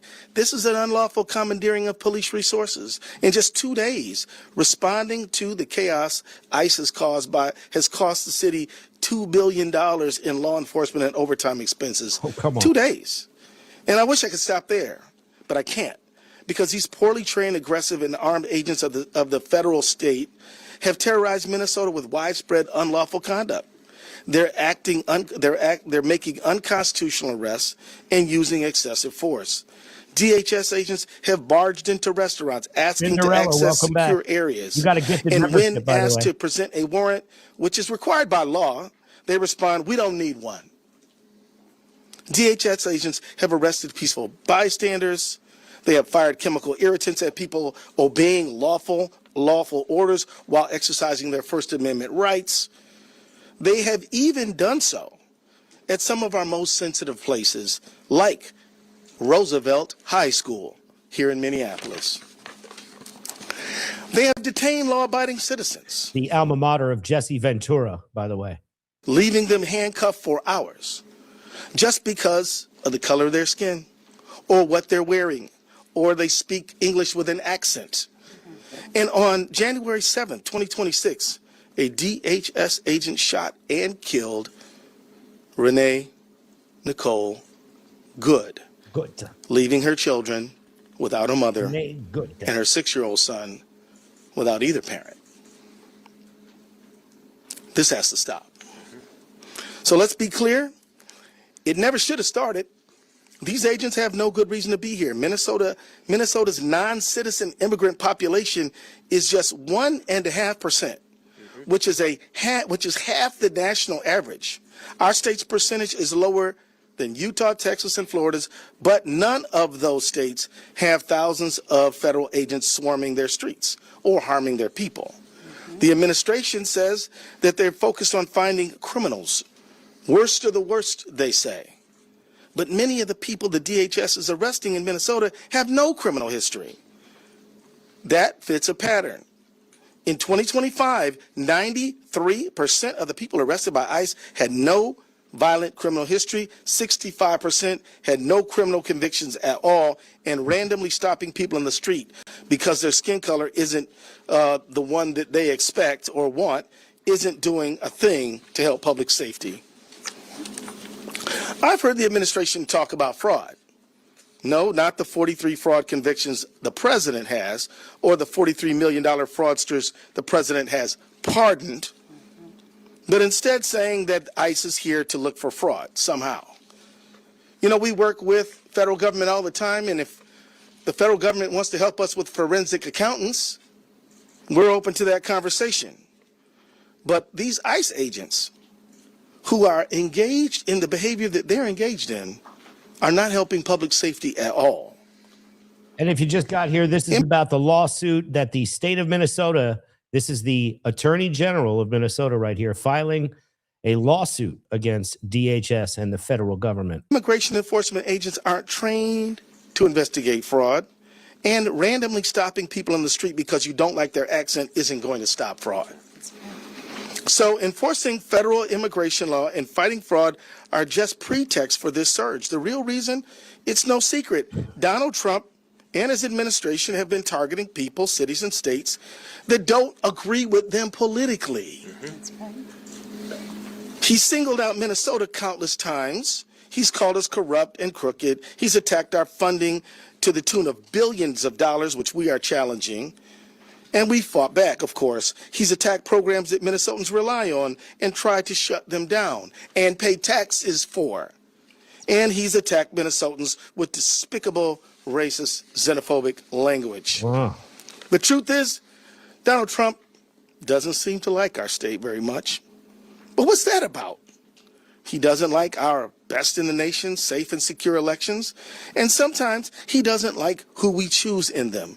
Just last week, Trump claimed that he won Minnesota 3 times, when in fact, he's never won Minnesota.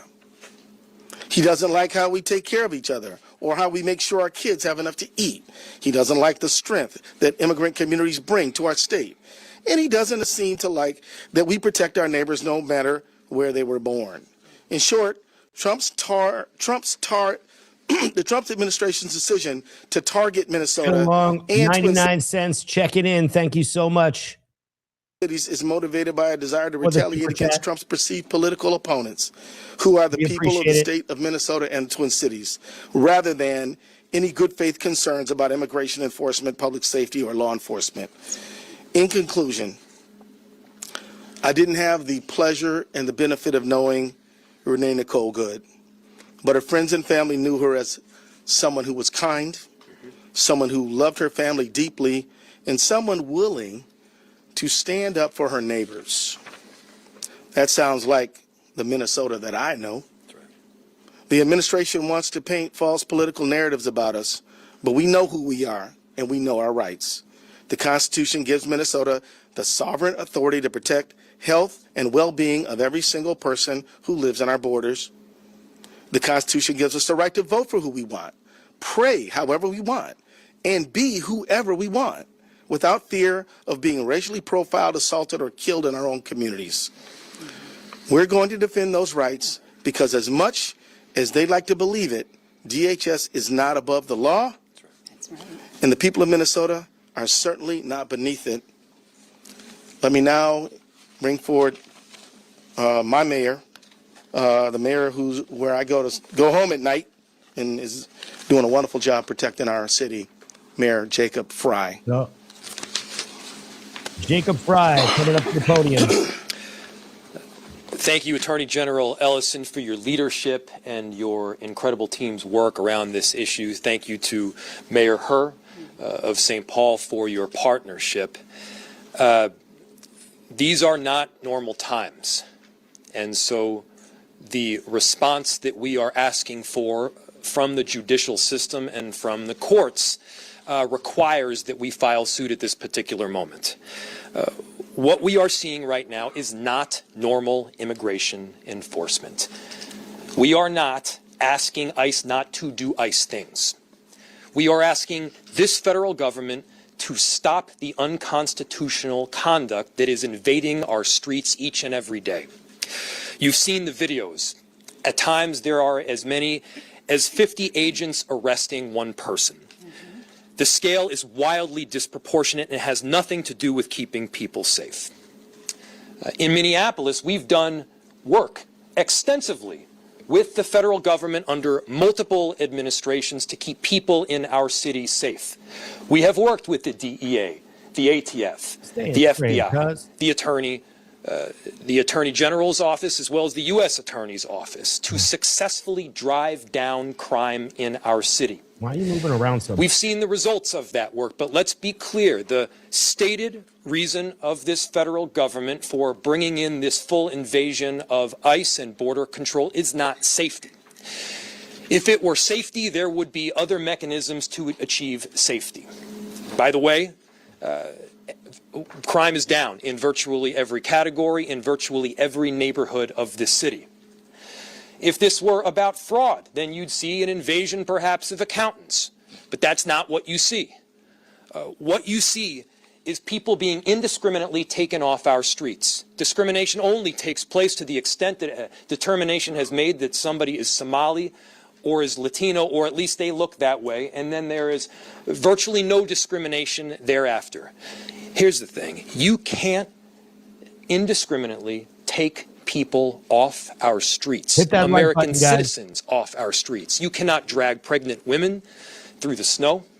You're not allowed to take teenagers out of their car and detain them when they are in fact American citizens. That is against the law in every state. That is against our United States Constitution.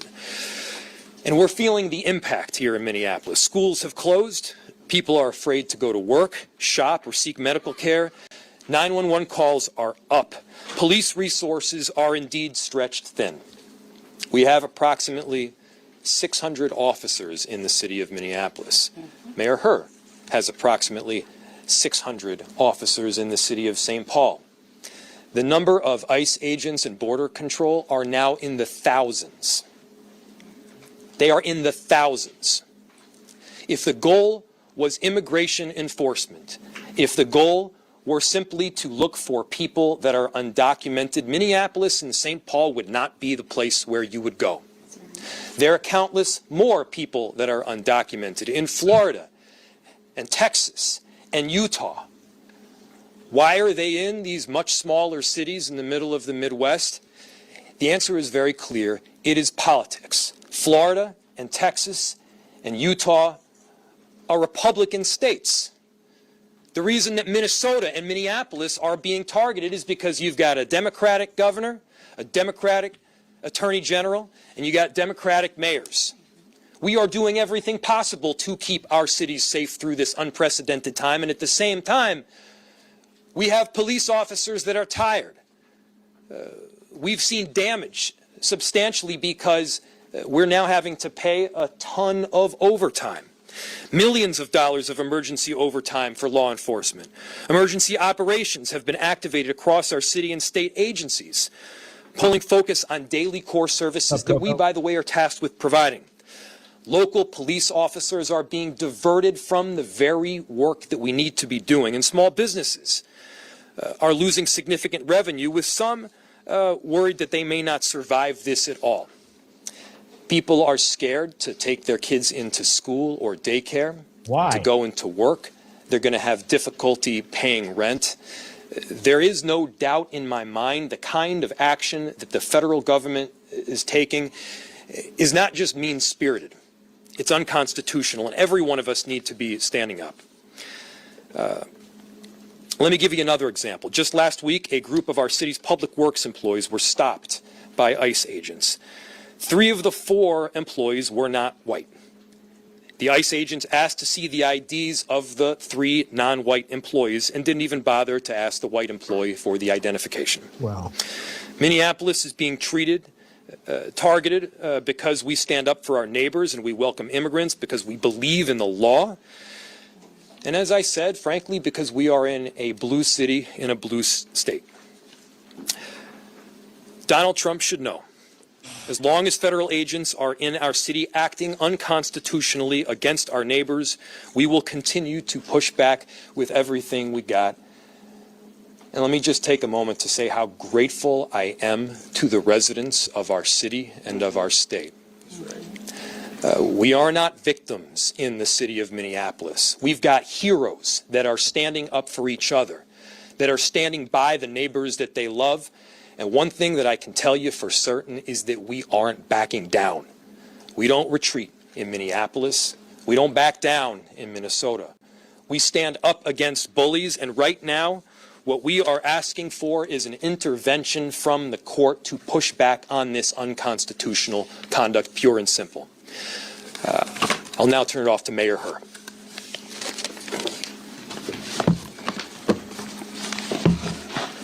This is Mayor Herr, the St. Paul, Minnesota mayor.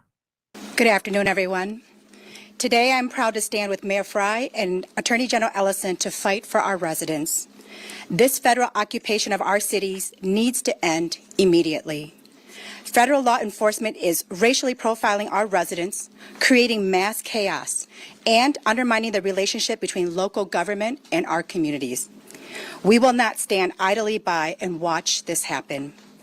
With this collective action, we are taking a firm stance to tell federal law enforcement that this cannot happen in our country. It cannot happen in our state, and it cannot happen in St. Paul. Federal law enforcement is going far beyond what they can and should be doing to enforce immigration laws. They are endangering our community's safety, straining our resources, and sowing distrust. While we know we can't control federal agents, we will pull every lever we have to fight back in every way that we can. They've come into St. Paul and needlessly invaded our neighborhoods and homes. They're targeting us based on what we look and sound like. Our residents are scared, and as local officials, we have a responsibility to act. I want to thank Attorney General Ellison and Mayor Frey for taking a united stance for the people of Minnesota. And to our immigrant and refugee communities, let me be clear. You are a vital part of our city. You are loved, and you are wanted, and you are important to the fabric of our state.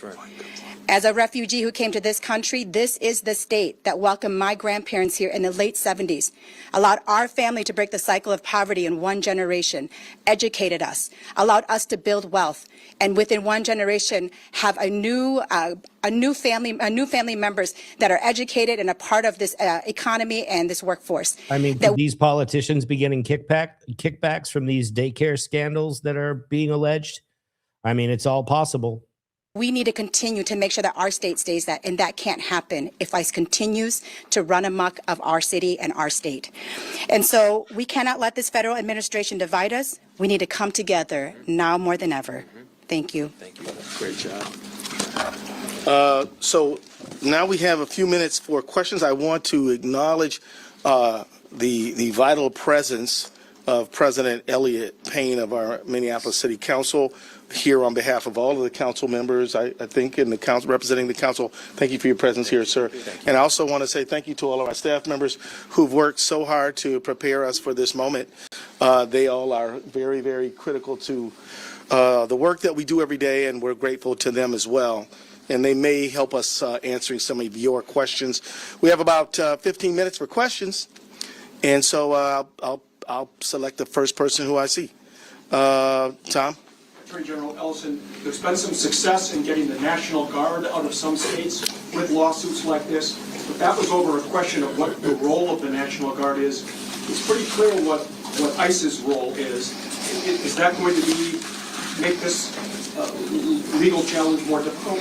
I don't think so, because ICE, as I think the Mayor Frey said very well. Let's get this video to 300 likes, guys. We're almost there. Let's get it to 300 likes. Statutory responsibility to do a certain job. Hit the like button. Well, our argument is they are exceeding that dramatically in unconstitutional, unlawful ways, violating our First and 10th Amendment rights, our equal sovereignty principle, and provisions of the Administrative Procedures Act.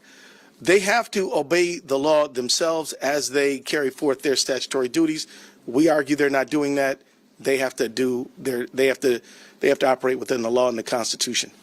Yes, sir. Hey, A.G. Ellison, A.C. Thompson from PBS Frontline. Thanks for being here. Thank you. Is this litigation aimed at restraining the use of crowd control weapons, less lethal weapons? Our whole crew got pepper sprayed today by federal agents.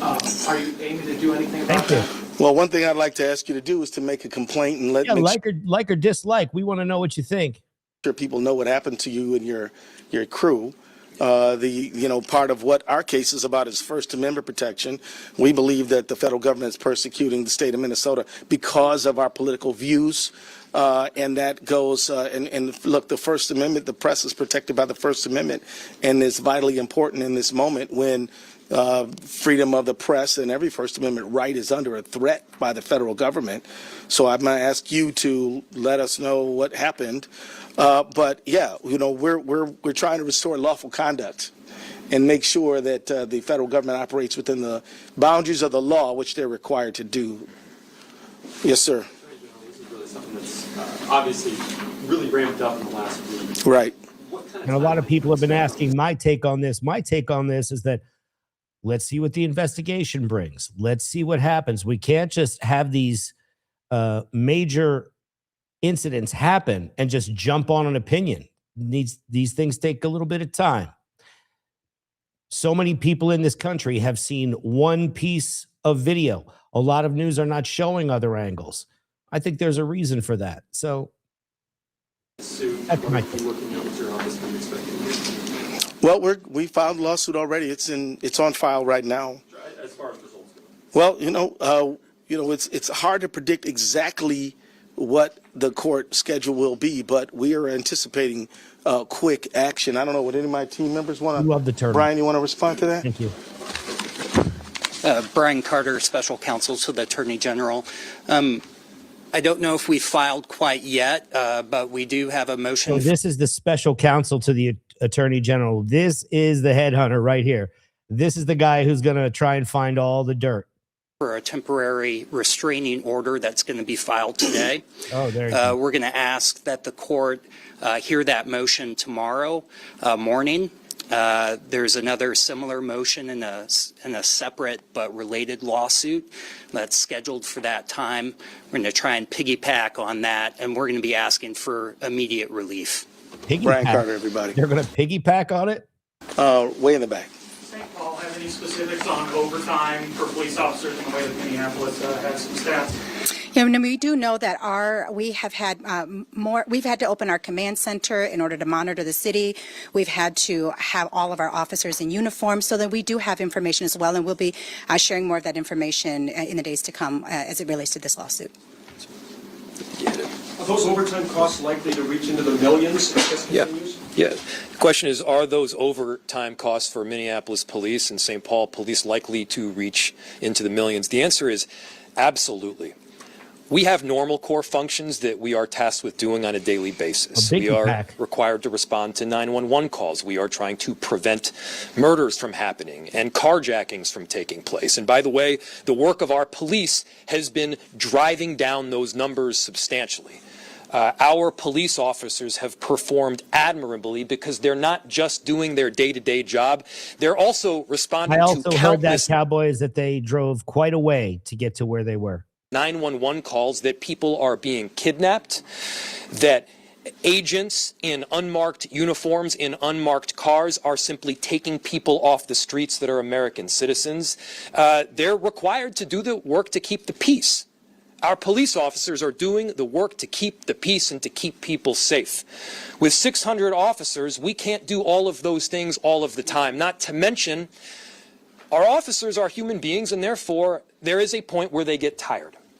And when we've canceled all days off, when our chief is working tirelessly, and he deserves a ton of credit here too, where we've got officers that are working incredibly long hours and long shifts, the truth is that when you get to a certain point, you start making mistakes. Not because you're a bad cop, but because you're a human being. And so We need relief. We're asking the court for it. But the damage that we are suffering right now in Minneapolis is not limited to overtime costs. It's schools shutting down. It's businesses closing. It's people being afraid to go out and get groceries and therefore are going hungry. It's their inability to get money so that they're unable to pay rent. There is a snowball effect that is happening right here, and it's not just because we're in Minnesota and there's a lot of snow. The snowball effect is because what ICE is doing is intentional. This is intentionally putting us in a I think that was supposed to be a joke. Very difficult position that is not pro-business and is not pro-safety. The only thing that I can see it being is pro-politics. People have been concerned about some of the tactics that have been used on the streets. We're talking from protesters, some very heavy-handed use of force toward them. Are you guys concerned about what you're hearing from the public? And hit that like button, guys. Subscribe to the channel. We cover a lot of breaking news here. What you saw at the high school. Can you elaborate on what you guys are hearing about? Well, I'll let the mayors jump in here, but I can tell you that this whole lawsuit is partially driven, not exclusively, but partially driven by exactly what you just said. And again, you know, look, ICE was operating here before this surge. We didn't file a lawsuit before. That's right. This is because of this surge. And you know, quite honestly, you know, it is because of the accumulation of so many stories that are just so far out of the range of normal. You know, some of y'all saw the videotape at Target. Some of y'all saw the videotape at Roosevelt High School. And I can tell you how many people who've called me and said, I am afraid to go to work. And I'm not talking about people who are non-citizens. I'm saying citizens. Because when a woman like Renee Good gets shot down, then everybody, citizens, non-citizens, are terrified. And I'll leave it to the mayors to fill in there. I will say that the question is if we're hearing about it. Tell us about ICE Watch. What's ICE Watch then? What is that, Mayor? See, the softball questions that come from this press pool, it's just unbelievable. We are absolutely. I mean, I think that we are really lucky here in our state, and specifically Minnesota, St. Paul, Minneapolis, is that we have a strong network of community organizers who've been working together. They don't ask the difficult questions. They don't ask the obvious questions. They ask scripted questions, in my opinion. Hear almost every instance that happens, you know, whether it's text to us personally and we're looking into it, or whether it's coming into our neighborhood groups, we are hearing it and we are seeing it and we are looking into. Every time I get one, I inquire into it to see. But I think that what's more important in all of this is that it's not just the tactics that are being used. Feeder questions. It's the attack on the American people who are citizens. I wasn't born here. I'm carrying my ID with me. I'm carrying my passport card and my ID with me all the time because I don't know when I'm going to be detained, when I'm going to be approached. The fact is that it doesn't have to, like, the tactics doesn't even at this point really matter. The mayor of St. Paul, hun, I don't think that's going to happen to you. Right? It's the fact that we are being attacked as American citizens right now, and we are hearing of it, and we are inquiring into it every single time we get something sent to us. Last question. A lot of lawsuits against the federal government that have been ongoing, led by your office. We also do have the backdrop of fraud investigations happening as well. Can you just speak about how resources are being doled out in the Attorney General's office and who's being dedicated to fighting the federal government? Our Medicaid fraud unit is hard at work. We've prosecuted and convicted over 300 people since I've been Attorney General for Medicaid fraud, and other people in our office who do agency representation. They're working hard, but but the people who work on what I call federal accountability, they're busy too, because the federal government has tried to deprive our state of money that we're entitled to by statute, that has been appropriated to our state, and if we don't fight for it, we won't get it, and that will deprive the people of the state of Minnesota of resources and money that they deserve. And I'm talking about things like SNAP benefits, housing benefits, child care benefits, all kinds of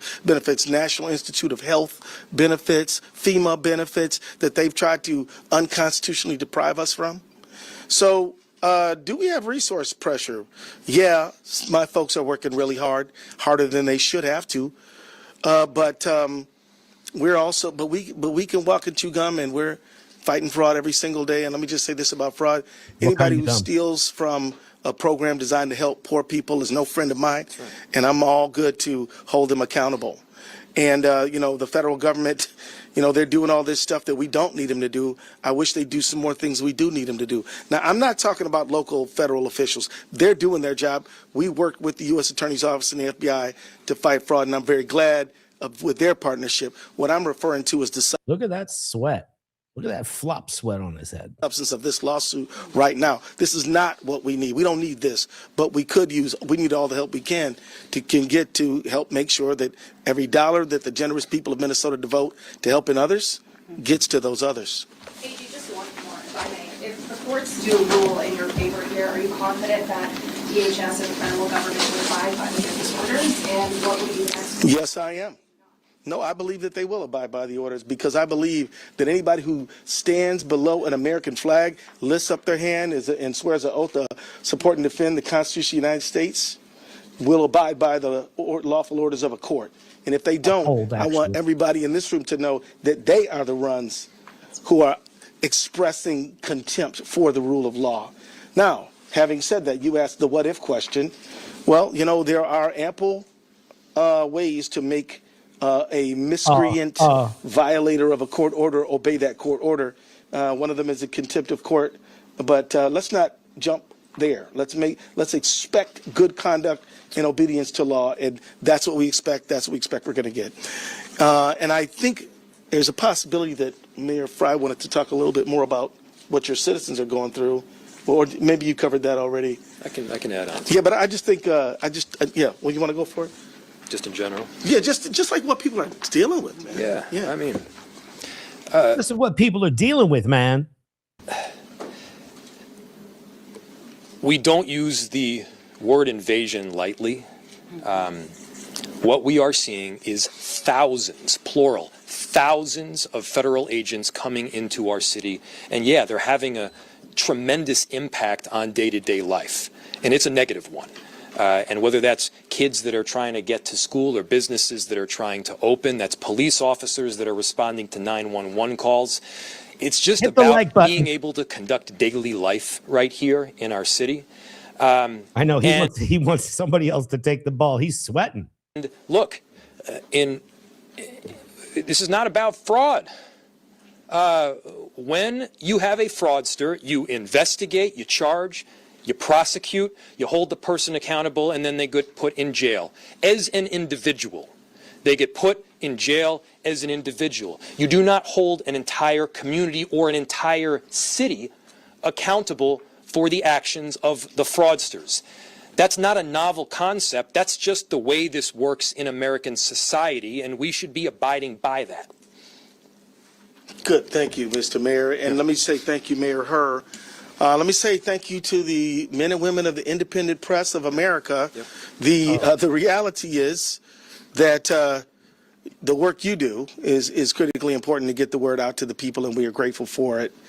And with that, we're going to stop it. Let's take a little palate cleanser here. There are protests going on worldwide. The U.S. is not the only place. We're going to check in right now on the Iran uprising. Let's go.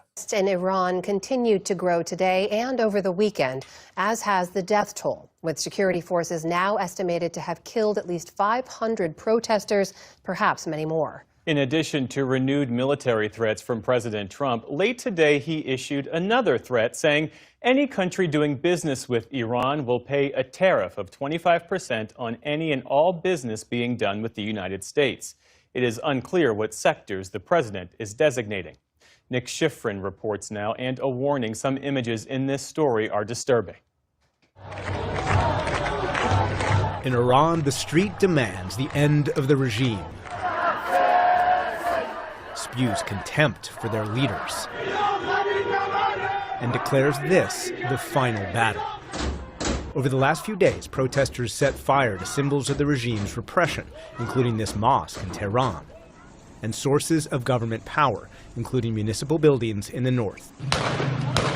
This is from the PBS, And now new footage of the Someone aftermath of a Iran. massacre rows of body bags, all believed to be protesters who fought and died. The toll so high, morgue officials cycled through images of the dead so they could be identified. Today, the government gathered its own march, tens of thousands, led by President Masoud Pezeshkian, who this weekend accused Iran's unnamed enemies of bringing, quote, trained terrorists into Iran.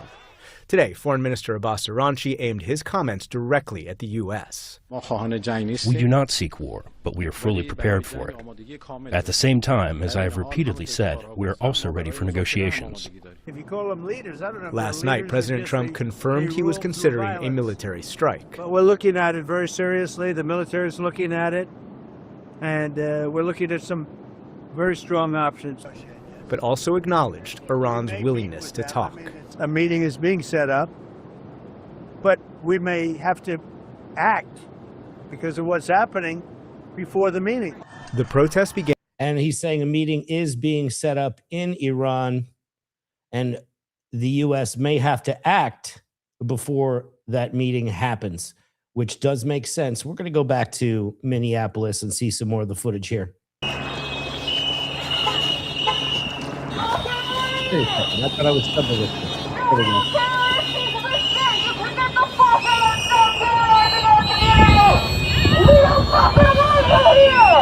And we are going to be keeping an eye on the Iran story here.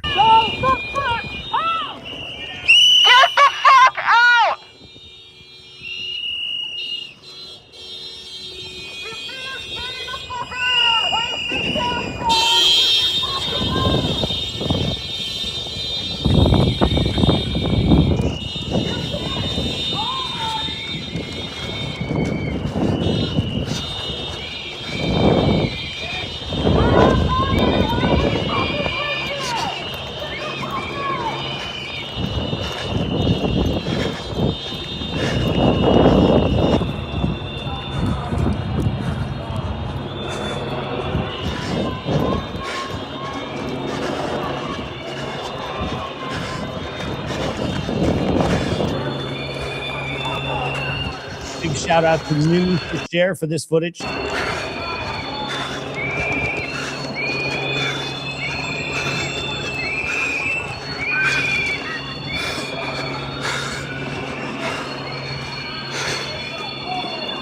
Video has almost 300 likes, guys. Hit that like button for me. Thank you so much.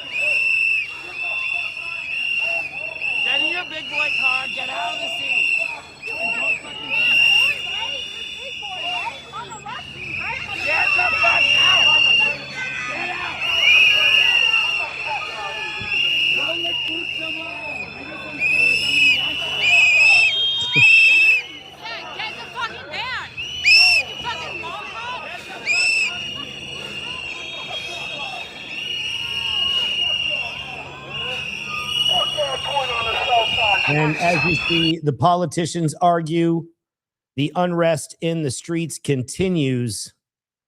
And we are going to be covering this from tip to tail And we are going to be monitoring this story very closely. I want to thank everybody for coming out and joining me today. If you haven't hit the like button, hit that like button. If you have not subscribed to the channel, get us in your feed here at the Zero Dark Tony channel. We really appreciate everybody for coming out. Thank you for the super chats. Thank you for all the support. We're going to keep bringing this to you. And just remember, hey, truth is a moving target. I'll see you on the next one. Thank you so much.